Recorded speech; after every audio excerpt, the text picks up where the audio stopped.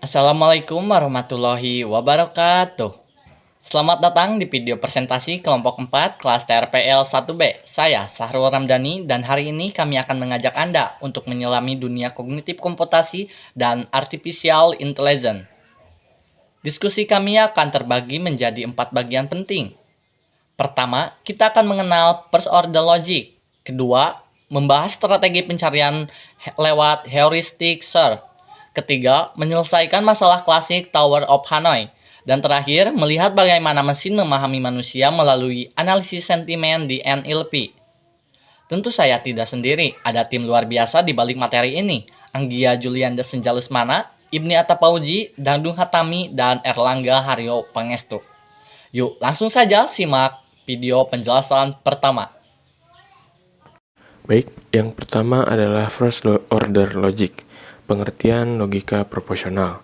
Logika proporsional atau logika proposisi adalah cabang ilmu logika yang mempelajari tentang hubungan logis antar proposisi, pernyataan yang bisa benar atau salah, menggunakan operator logika konjungsi, disjungsi, negasi, dan jika maka untuk membentuk proposisi yang kompleks dan menganalisis kebenaran atau kesalahan secara sistematis. Lalu konsep dasarnya, proposisi itu kalimat deklaratif yang bernilai true atau false, tetapi tidak keduanya. Contoh, matahari terbit dari timur. Proposisi ini bernilai true dan 1 tambah 1 sama dengan 3. Proposisi ini bernilai false. Selanjutnya yaitu operator logika. Operator logika adalah simbol untuk menghubungkan atau menggabungkan dua proposisi sederhana menjadi proposisi majemuk. Di antara simbol-simbol itu ada simbol negasi atau not yang membalikkan nilai kebenaran proposisi tersebut. Contohnya, proposisi P bernilai true ketika dinegasikan menjadi false. Nah, selanjutnya yaitu konjungsi. Konjungsi ini bernilai benar ketika kedua proposisinya benar. Contohnya, P bernilai benar dikonjungsikan dengan Q yang bernilai benar, maka hasilnya akan benar. Dan selanjutnya yaitu disjungsi. Disjungsi ini bernilai benar ketika salah satunya bernilai benar. Jadi contohnya itu P bernilai benar diskonjungsikan dengan Q atau negasi Q yang bernilai salah, maka hasilnya akan benar atau true. Selanjutnya contoh soal. Di sini ada soal buktikan bahwa pernyataan berikut ekuivalen. Negasi dalam kurung negasi P disjungsi Q ekuivalen dengan P konjungsi negasi Q. Selanjutnya di sini kita akan menjelaskan tentang penurunan logika dari contoh soal sebelumnya. Yang pertama, kita akan menggunakan hukum De Morgan, yang mana ekspresi awalnya yaitu negasi dalam kurung negasi P disjungsi Q. Dalam hukum De Morgan akan mendistribusikan negasi ke dalam kurung. Nah, ketika negasi bertemu dengan operator logika atau, maka berubah menjadi dan. Begitupun sebaliknya. Jadi, ekspresi awalnya berubah menjadi negasi dalam kurung negasi P konjungsi negasi Q. Nah, selanjutnya yaitu kita akan menggunakan negasi ganda.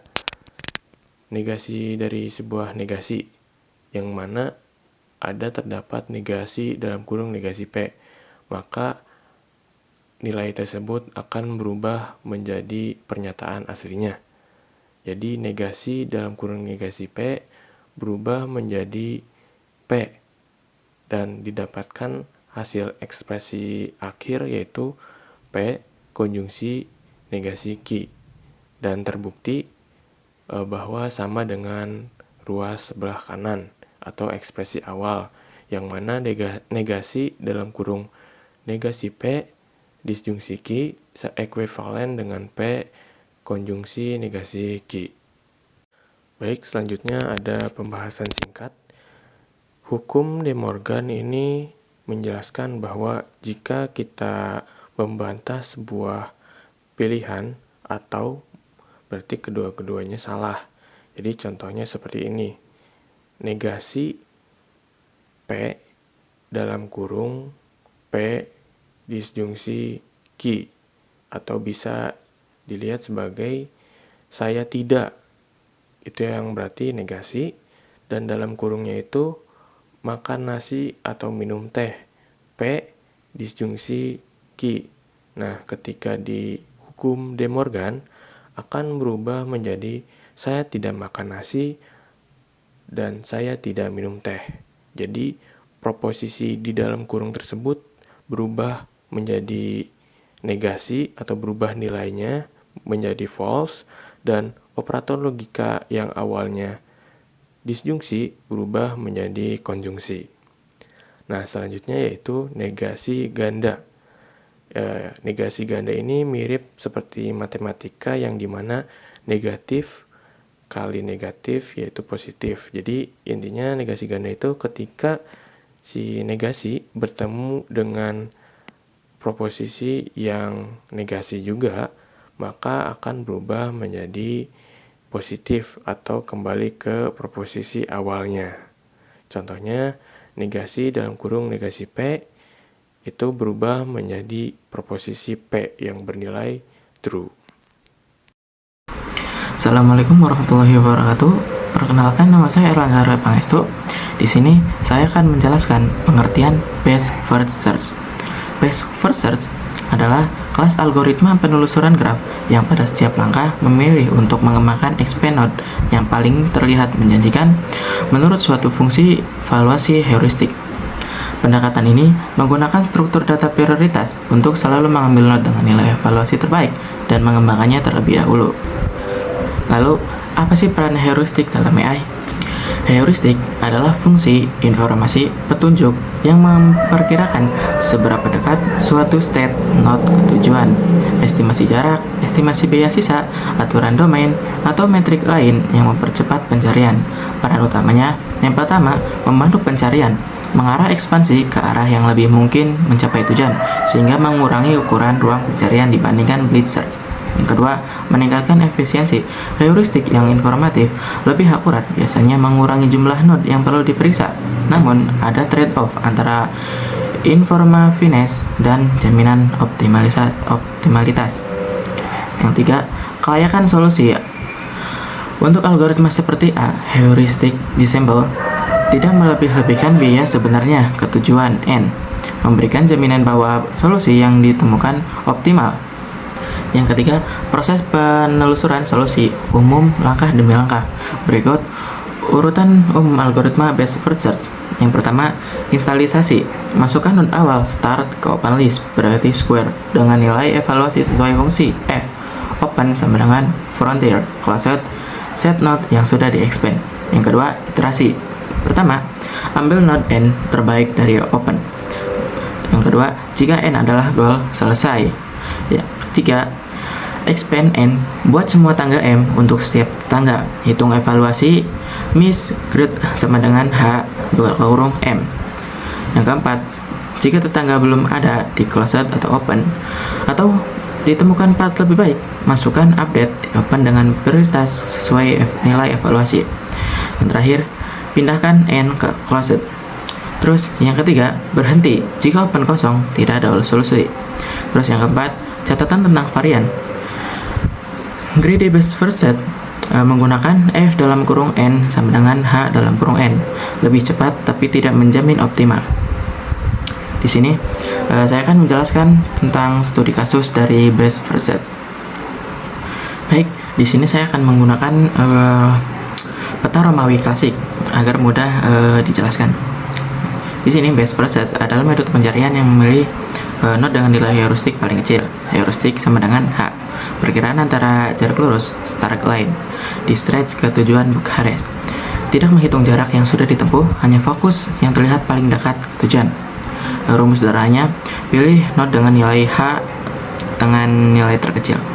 Oke, di sini informasi awalnya kita start dari Arad dan ingin menuju tujuan goalnya ke Bukares.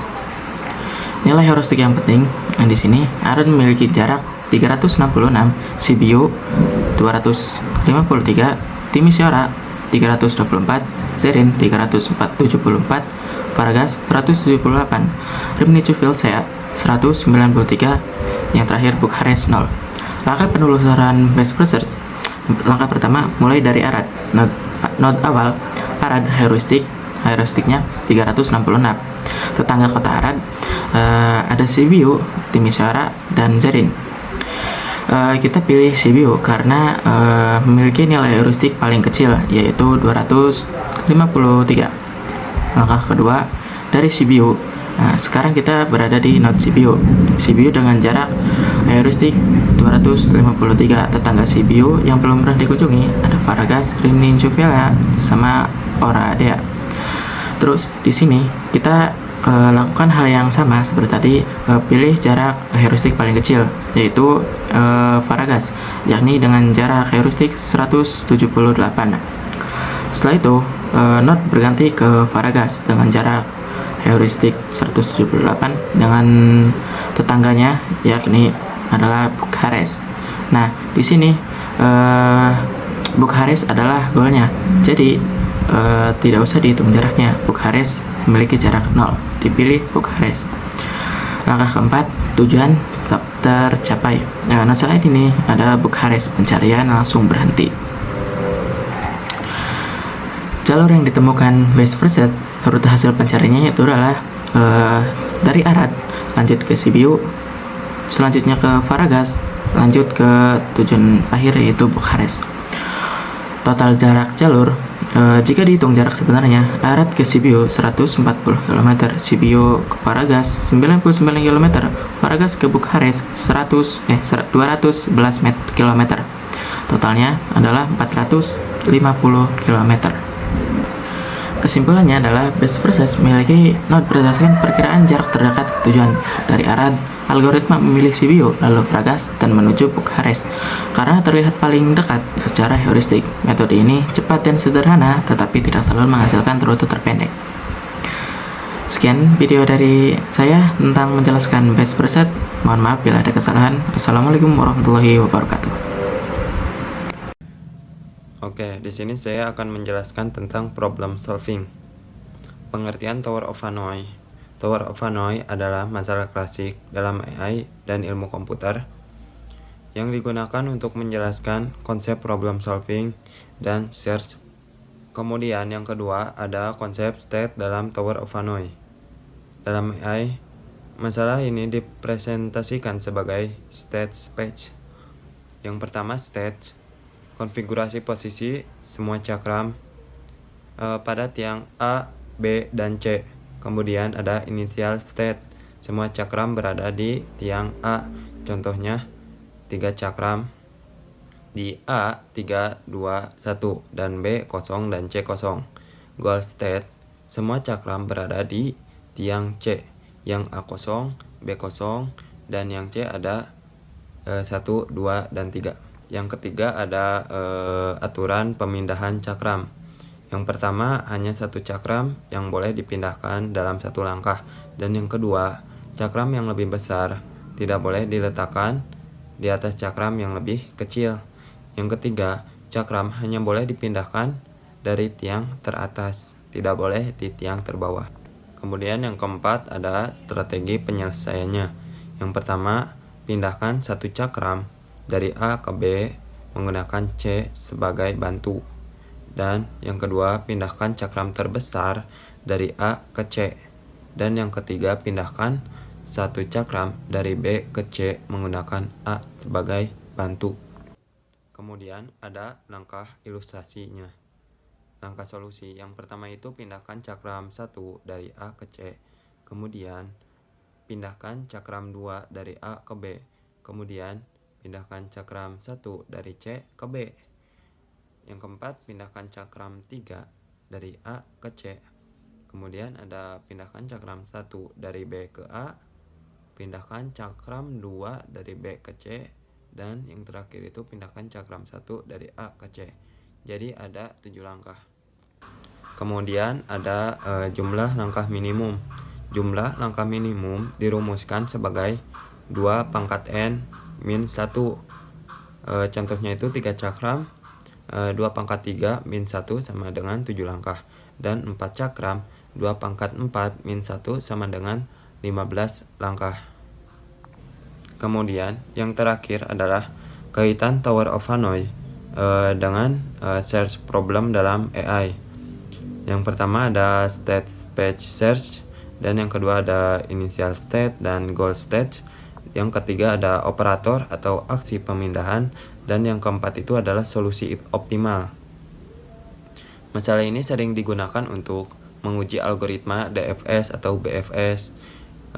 Terus ada memahami kompleksitas eksponensial, dan ada menjelaskan problem solving berbasis AI. Perkenalkan, nama saya Danu Hatami. Saya akan melanjutkan presentasi dari teman saya. Di sini saya akan menjelaskan tentang Natural Language Processing Analysis Sentiment. Yang pertama ada pengertian analisis sentimen. Analisis sentimen adalah teknik dalam pengaturan language processing atau NLP, Natural Language Processing, yang digunakan untuk mengetahui pendapat atau emosi dari sebuah teks. Hasil analisis sentimen biasanya dibagi menjadi ada positif, negatif, atau netral. Contohnya komentar dalam sesuatu, misal aplikasinya bagus dan cepat, itu termasuk ke sentimen positif. Yang kedua ada representasi teks.